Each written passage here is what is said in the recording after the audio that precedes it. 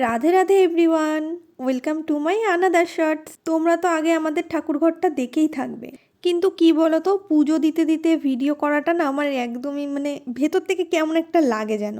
আজ 13ই ফেব্রুয়ারি, আজ জানো তো বিজয়া একাদশী, আর আমিও একাদশী করি, ওই করার চেষ্টা করি আর কি। আমাদের বাড়ির প্রত্যেকেই একাদশী পালন করে। একাদশীতে যেহেতু পঞ্চশস্য খেতে নেই, ভাত, রুটি, ডাল, আরও অনেক কিছুই আছে। অনেককেই দেখেছি জানো তো একাদশীতে রুটি খেতে, আমরা আবার সেটা করি না। এই দিনে আমরা ফল, সাবু মাখা, দুধ এগুলোই খেয়ে থাকি।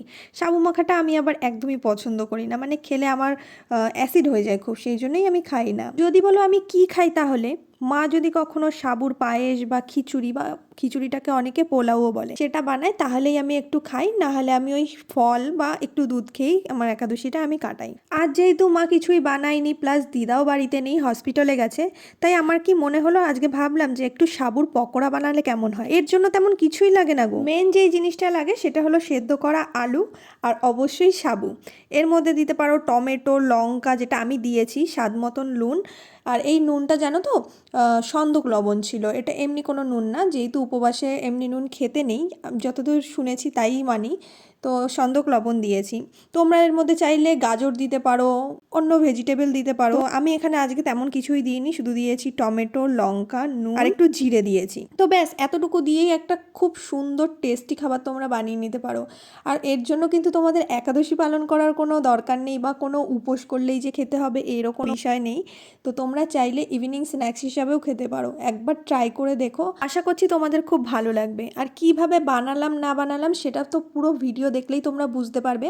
আর যদি বুঝতে কোথাও অসুবিধা হয়, তাহলে ভিডিওটা একটু পজ করে করে দেখো, তাহলে তোমাদের বুঝতে আর কোনো অসুবিধা হবে না। তো এদিকে আমার অলমোস্ট রেডি হয়ে গেছে। মেখে রাখা সাবুটাকে এরকম গোল গোল করে দিয়ে তেলের মধ্যে ভালো করে এপিটোপিট লাল লাল করে ভেজে নিলে রেডি হয়ে যাবে আমাদের সাবুর পকোড়া।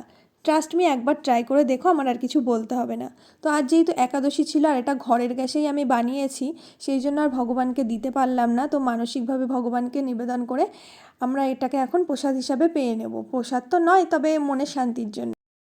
কেমন হয়েছে? ভালো। সাবুর বড়া ভালো হয়েছে।